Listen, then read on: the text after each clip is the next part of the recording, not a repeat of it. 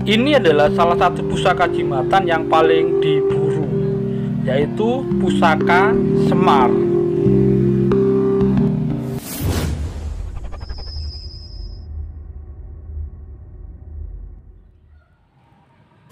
Rahayu, Rahayu, Rahayu. Ketemu lagi dengan saya Teddy Wahyono di channel tempat mengenal keris dan pusaka Nusantara lainnya dengan akal sehat dan hati terbuka. Nah, kali ini saya akan membahas sebuah pusaka yang berukuran jimatan ya. Dan ini kalau teman-teman lihat bentuknya mungkin sudah tahu ya, ini adalah bentuknya Semar, orang nyebutnya Semar ya. Tapi ini jenis tosan aji ya. Jadi yang dari besi tempat lipat ya, ada bahan pamornya ya. Jadi seperti proses pembuatan keris. Cuma ini memang ukurannya kecil dan bentuknya Semar, dan memang biasanya dibuat untuk tujuan khusus. Nah, sebelum saya bahas, buat teman-teman yang belum subscribe, silakan subscribe dulu biar tidak ketinggalan informasi dari channel ini. Nah, sekarang kita bahas tentang pusaka jimatan secara umum ya, terutama banyak teman-teman yang bertanya tentang perawatannya. Itu paling nggak memang khusus ya, itu harus sering dicek ya, paling nggak sebulan sekali lah minimal. Karena kalau sampai karaten itu akan cepat habis ya, karena ukurannya kecil. Apalagi kalau lebih kecil dari ini, itu bisa cepat habis ya. Nah, sekarang kita kembali. Jadi untuk pusaka Semar itu kita memang harus belajar tentang sejarah Semar itu sendiri ya. Jadi kalau di sini mungkin lebih ke cerita ya, ke cerita. Mungkin teman-teman yang era sekarang banyak mengenalnya itu dari cerita pewayangan di Jawa ya.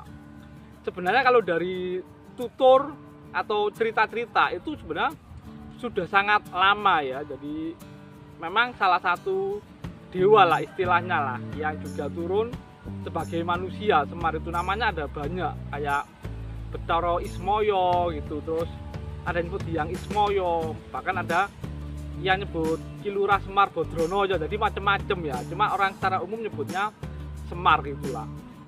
Kalau untuk yang tertulis itu teman-teman bisa mendapatkan istilahnya tokoh Semar itu di Serat Sudamala ya, atau Kakawin Sudamala. Itu sebuah karya sastra di era Mojopahit sekitar abad 14 ya itu ya. Itu yang tokohnya itu Sadewo ya, jadi bungsu dari Pendawa. Pendawa itu tentang ruwatan ya, atau membuang sial atau membuang energi negatif ya. Jadi ruwatan dari Durga ya. Itu teman-teman bisa lihat kalau buka tentang Serat Sudamala, di situ ada tokoh Semar ya. Nah, yang bentuk relief yang ada gambarnya cukup jelas itu adalah yang gambar Semar di Candi Sukuh ya. Nah, itu sama, itu menceritakan tentang Sudamala ya, yaitu tentang Sadewa itu, ruwatan itu ya. Dan di situ ada gambarannya tokoh Semar itu seperti ini. Nah, sangat beda ya dengan yang sering teman-teman kenal. Kalau yang teman-teman kenal itu yang mirip wayang ya, jadi sosok wayang kulit atau wayang Purwo yang di Jawa itu yang kita kenal. Ini juga yang wayang kulit itu ya, itu memang sudah di era Demak lah, era Wali lah. Itu konon yang membuat sosok Semar di wayang kulit seperti itu ada bila Sunan Kalijogo, tapi yang jelas itu di era Wali ya, jadi setelah Mojopahit ya. Kalian di era Mojopahit itu sekali lagi seperti yang gambar ini ya. Nah, itu yang di relief Candi Sukuh itu tokoh Semar, dan itu memang katanya memang jelas Semar. Nah, seperti itu ya. Nah, tentang ilmu Semar sendiri, kalau dalam ilmu Jawa ada salah satu ilmu yang terkenal, ada Semar Mesem yang terkenal sebagai ilmu pengasihan ya, jenis pengasihan.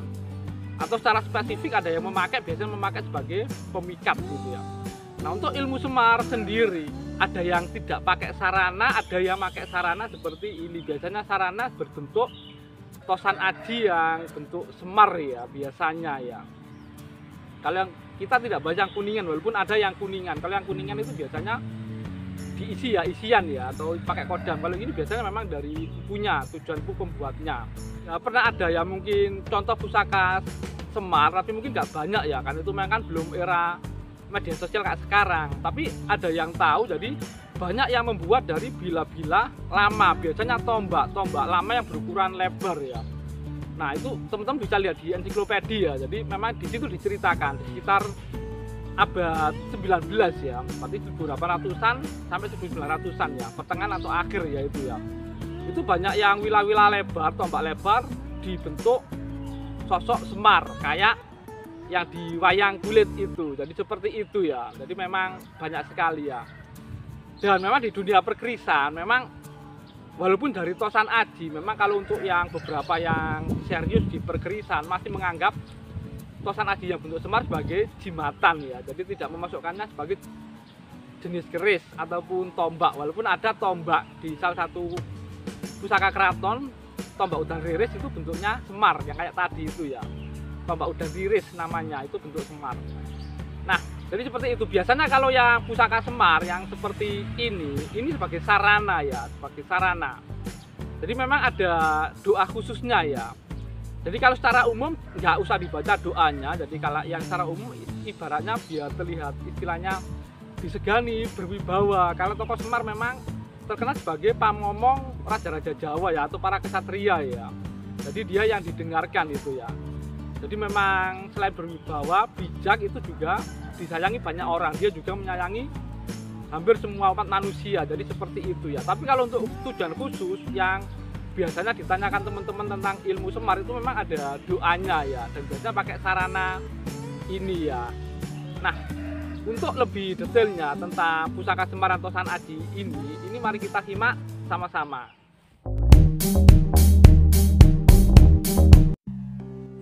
Nah, ini adalah detail bilah dari salah satu pusaka Semar yang dari Tosan Aji ya. Jadi memang dari materi besi, bahan pamor dengan teknik tempa lipat, dan memang sejak awal dibuat sebagai pusaka Semar. Jadi ini bukan bilah tombak lama yang dijadikan Semar, jadi bukan. Memang sejak awal memang dibuat sebagai Semar ya. Dan ini memang salah satu sarana ya, bisa dipakai sarana untuk orang nyebutnya ilmu Semar Mesem ya.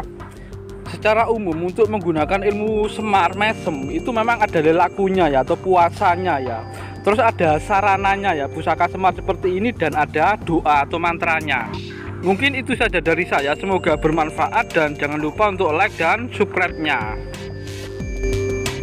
Amung nyenyudo hardaning kalbu, pahukane toto titi ngati-ati, atetep telaten atul, tuladan marang waspaos. Hanya mengurangi nafsu di hati, pembukaannya teratur, teliti, dan hati-hati. Tetap tekun, lemah lembut, teladan terhadap kebijaksanaan.